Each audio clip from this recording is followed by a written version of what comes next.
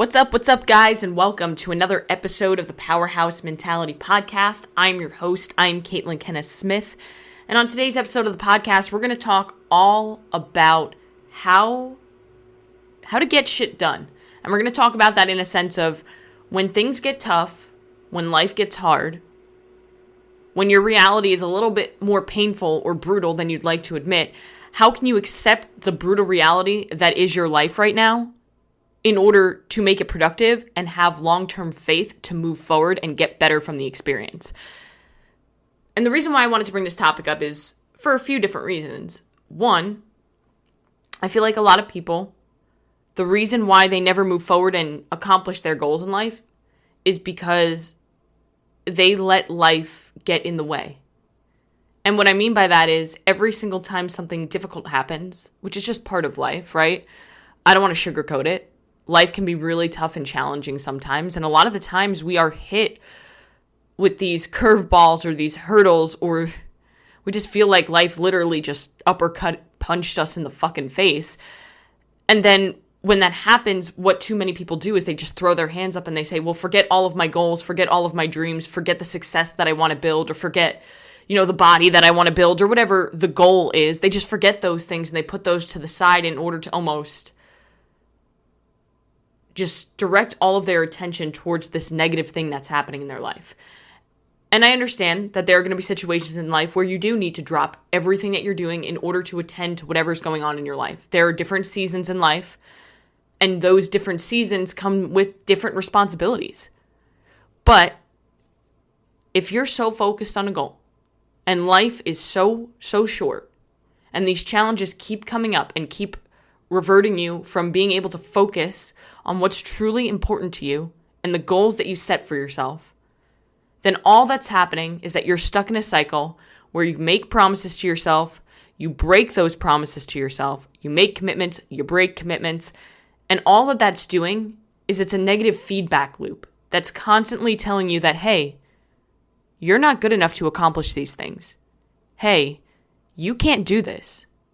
Hey, every single time that something comes up, you say, fuck it, so why even bother trying? And that's why people fail. They don't fail because they mess up or they make mistakes or they're not good enough. They fail because they weren't consistent enough to become good enough to accomplish the goals that they set for themselves.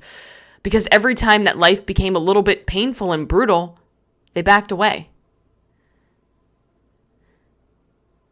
Now, in this episode, I'm going to tell you to confront the brutal reality, not run away from it, right? Not ignore it, because that's something that a lot of people also do, is they either set unrealistic expectations and they're overly optimistic and positive, which, yes, positivity is great. However, if you're unrealistically optimistic, then it's only going to bite you in the ass when those expectations aren't met. Because if you set expectations to a certain extent and those expectations aren't met, then you're going to fall right into where all the pessimists are. And you're going to give up. So if you can't face or accept your current reality, no matter how painful or how brutal that is, you're never going to be able to grow or progress or move forward. And I can use this example multiple times in my life. Now, most recently, a lot of you who have been following the podcast or following me on social media know that I had a back injury.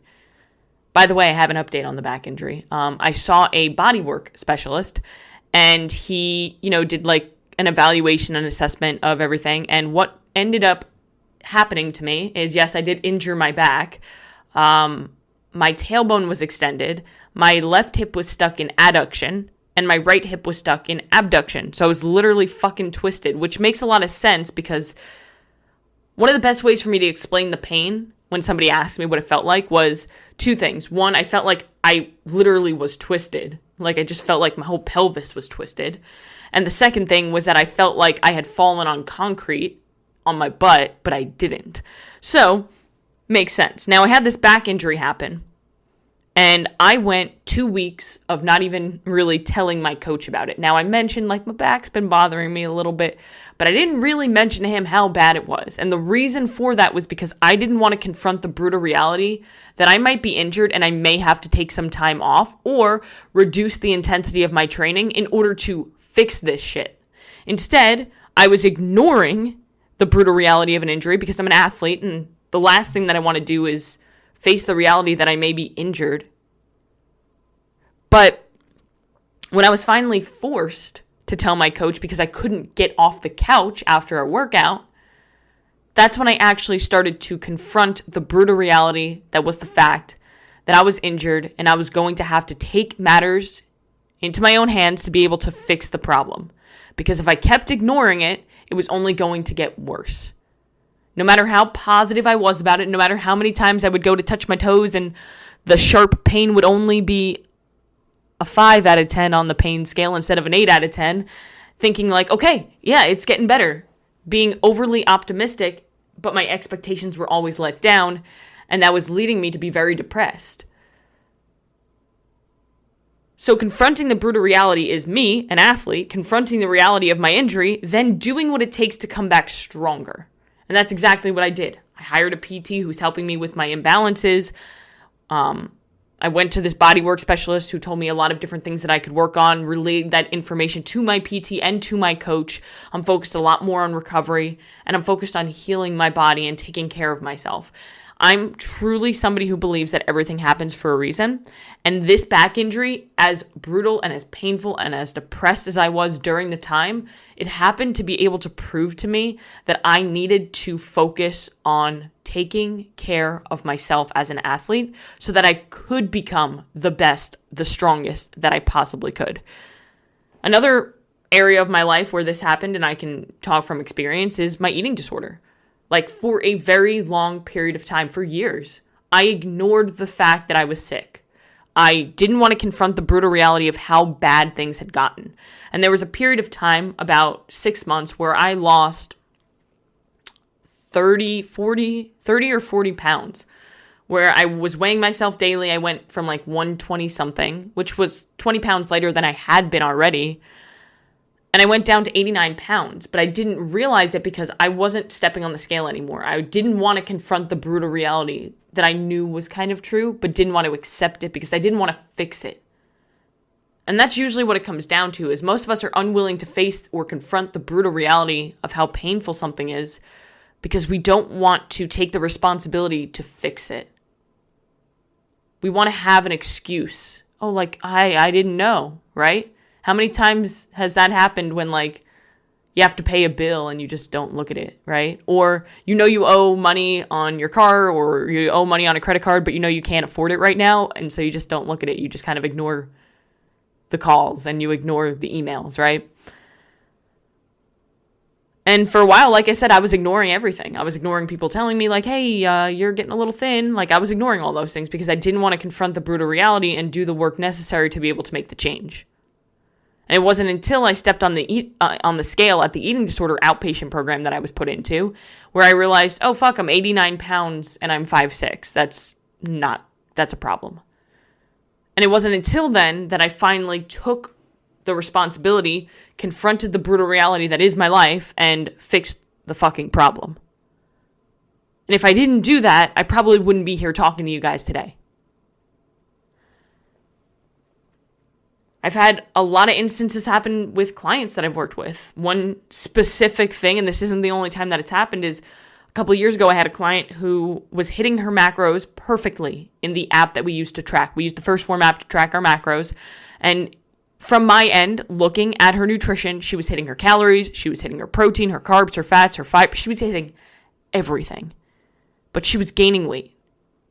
Or she wasn't losing weight. She was stuck. And she was frustrated, rightfully so. I was extremely frustrated for her as her coach. Until we had a conversation where I confronted her and I said, look, one of two things is happening. And the reason why I'm telling you this and we're talking about this is because I'm frustrated for you. Because I know how hard you work and I know how badly you want the results. And you came to me to be able to get results. And I'm committed to getting you results. So one of two things is happening. One, there is something hormonally wrong with you and we need to get blood work done to see what that is so we can make a change. Or two, you're not tracking everything accurately or you're missing things. And when we had that conversation, that's when she finally opened up to me and she said, you know, I'm not tracking everything, because when I track everything and I have like the candy at night, or I have the cookies at night, or I have the ice cream, or I have the tablespoon of peanut butter that didn't fit into my numbers, I don't like to see the red. I don't like to accept the reality, is what she was really saying, is I don't like to accept the reality that I didn't stay committed to my goals today, and I don't want to face that negativity. So instead, she was literally just hiding it from herself. It doesn't matter what information we input into the app, right? It matters what food we're putting into our body, because our body knows what's going on. Just because you don't track it in the app doesn't mean you didn't put it in your face, right? So it wasn't until we had that conversation and when we started saying, it doesn't matter if, like, perfect is prison, perfect is bullshit. Like, you're not going to be perfect every day when it comes to your nutrition. But the first step that we need to do here is you need to gain trust over yourself again. And right now, you don't trust yourself because you know you're lying to yourself and you're lying to me. So what we need to do today is we need to just, no matter what it looks like, the good, the bad, the ugly, you just need to track everything. And she did. And she started to do it. And then over time, she started to get better and started to hit her numbers. And we started to see results. The point of me telling you all of this is because I want you to understand that until you confront the brutal reality, no matter how painful something is, you're not going to be able to make a change or feel the power to make a change. And there's something where this all kind of comes together, and it's called the Stockdale Paradox. Now, James Stockdale and Jim Collins came up with this. Jim Collins wrote the book Good to Great. And James Stockdale was a United States Navy admiral who survived nearly 8 years in a Vietnam prison camp. And for those 8 years, he was tortured. He was subjected to unimaginable loneliness and terror. And when he was asked later who struggled the most in these prison camps, like what was the difference between those who survived and those who didn't, Stockdale said that it was the optimists who got crushed.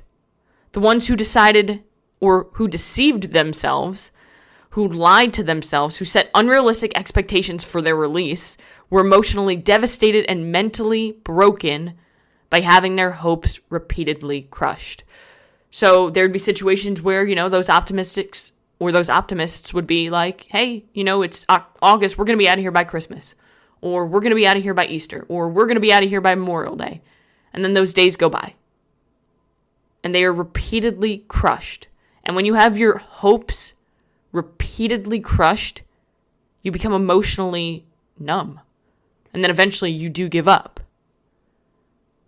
So what Stockdale said is that you must never confuse faith that you will prevail in the end, which you can never afford to lose, with the discipline to confront the most brutal facts of your current reality, whatever that might be.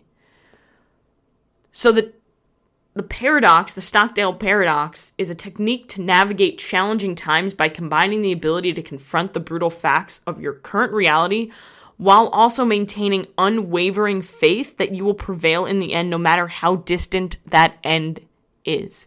So it's a balance of believing that you're going to prevail while also accepting your brutal reality. And that's exactly how prisoners of war are trained, like POW camps. That's how they're trained to be able to survive those situations. So that's like an athlete confronting the reality of the injury, then, like I said, doing what it takes to come back stronger. Or an entrepreneur confronting the brutal reality that their initial idea isn't working, then pivoting and finding success in a different way. And this is something that I had to do recently with the Wheel of Competition that we came out with. A lot of people just didn't even know what it was. And I took an L on that one because I realized as a leader that my initial idea wasn't working and it wasn't going to work now. And now we're pivoting and finding success in a different way.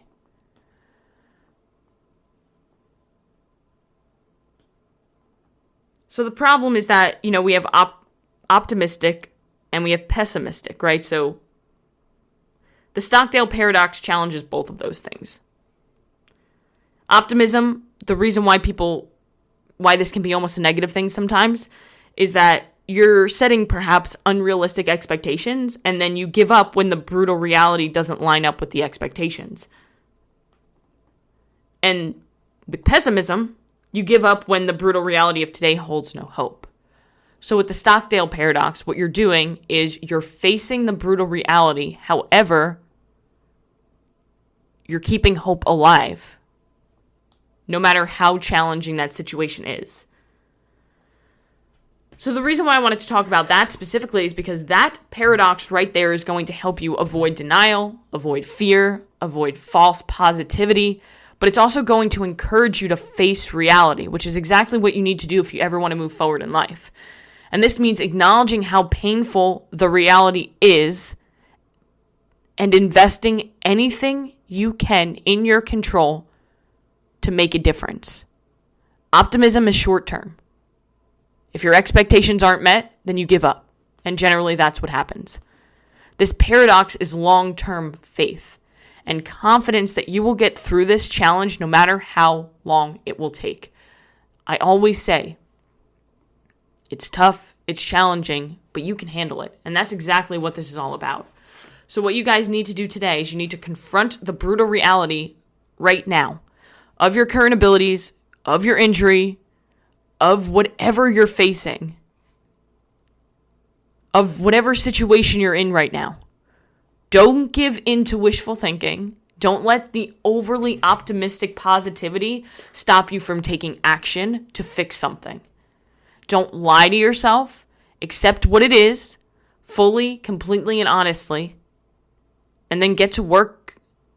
Get to work in doing something about it. Because no matter what, all pain is temporary, and in the end, somehow, some way, you will prevail. I promise. So go out today and do one thing that's going to take you one step closer to where you want to be.